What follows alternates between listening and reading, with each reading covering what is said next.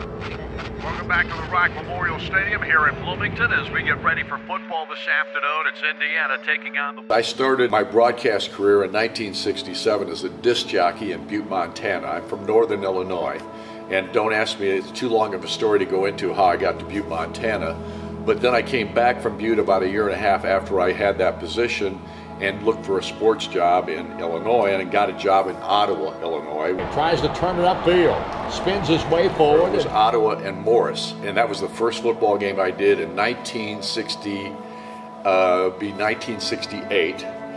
fall of 1968, and I had never done a game before. Outside of taking a tape recorder with me to a high school game and sitting up in the stands in the corner where nobody could hear me, and trying to do a play-by-play broadcast. That's the only experience I had going into that game. But I wasn't really very good much of that football season because I had not done a lot of play-by-play, and I was really learning on the job. So it took me a while, but a year after, I literally went back and listened to the games that I did at the end of the football season that year and to the basketball games at the end of that year. And honestly, I had dramatically improved. I will say this myself, I had gotten much better really quickly. And you can't do anything well unless you've had some experience doing it and you have prepared properly. Finds a hole on the left side, breaks a tackle, gets outside, 50, spins his way forward, almost for a first down. We've had games that have lasted, the game itself have lasted like 4 hours. And so you're on the air with an hour pregame show, and then you've got 20 to 25 minutes postgame show that we're involved with. So we could be on the air as much as 5.5 hours. That's generally, I think the record time is something like 5 hours and 37 minutes on a Saturday. So that's a long time. What has been your favorite call for the Hoosiers for football? Well, for this football team, there have been a lot. There have been several that have been really special to me. Probably the last one that was as special as any was the Austin Starr field goal. This will be a 49-yard field goal. Dustin Haas will hold. Tim Bug will snap it, and Austin Starr has kicked it that far once before. Here's the snapback. Here's the kick. He's got the leg into it. If it is good, and it is! Austin Starr, a 49-yard field goal, and Indiana leads 27-24. And when I start talking about this, I start getting emotional because it was Terry Hepner who that team played for. That field goal that Austin Starr kicked in that ball game was probably as emotional as I've ever gotten. Probably the happiest moment of calling a football game in Indiana was in 1987 when Indiana beat Ohio State in Columbus, beat the snot out of them that day, and we had not beaten them since 1953 or 54 at that time. Motion Jones, here's the gift. Tom Pulse right up over the middle, touchdown Indiana!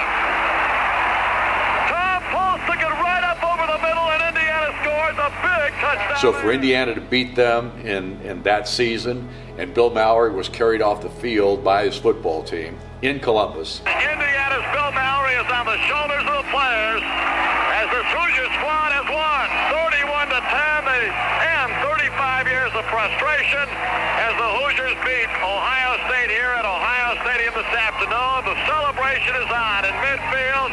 That was just a special moment. So those are kind of the two that kind of stick out to me. Driving one. Buford at the 41. Cuts back up inside to the 50, to the 45, breaks it, 35, 30, 25, down to the 20-yard line.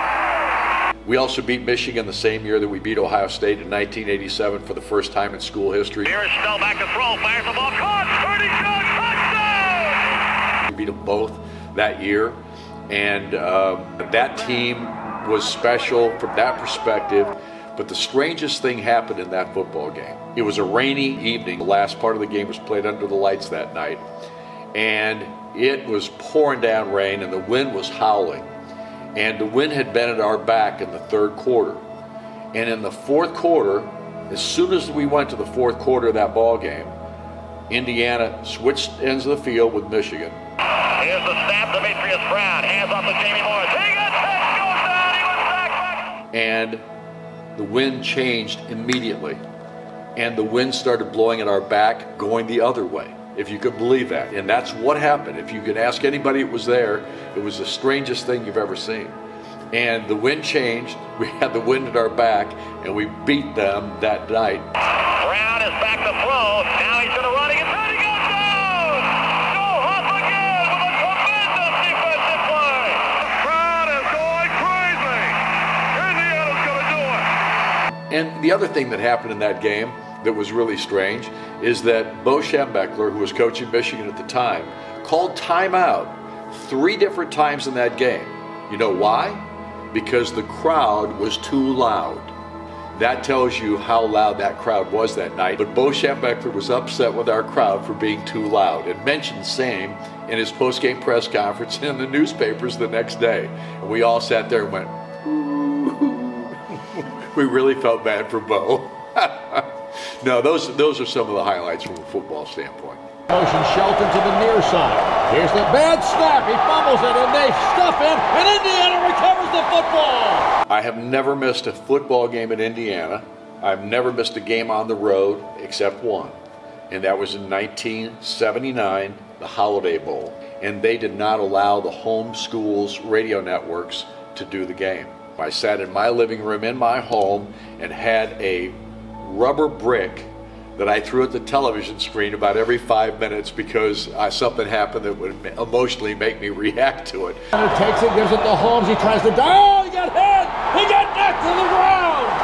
They're going to have to use another timeout, maybe. But as long as I'm able to continue to do the job that I feel like I'm capable of, and people want me to do that job, then I will be here. But I've been taken care of by the good Lord throughout most of my life, and I've had good health. I feel good. So as long as those things are going well, I'll be fine. If my wife tells me that you're starting to blubber and you're not making any sense and things like that, I'll be done in a heartbeat. To throw it, does throw it. Sideline pass to Ricky Jones. Spins away from a tackler and dives forward to the 40-yard line. I hope I can do it long enough where I still see Indiana fans that there are no seats available for football games or basketball games for that matter. And at some point, believe it or not, I still haven't ever been to Pasadena. I'd still like to go to the Rose Bowl like they did in 1967. 20-yarder for Griffin Oaks to win the game. Griffin Oaks for the win. Here's the snap. Kick is on its way. It is good. And Indiana's beat Michigan State. And the whole ball club comes running across the field. Oaks threw his helmet. He's trying to get away from his teammates who are going to mob him. Unbelievable. Indiana wins the game. Welcome back once again to the Rock Memorial Stadium where Indiana wins tonight in overtime over Michigan State, the 16th ranked team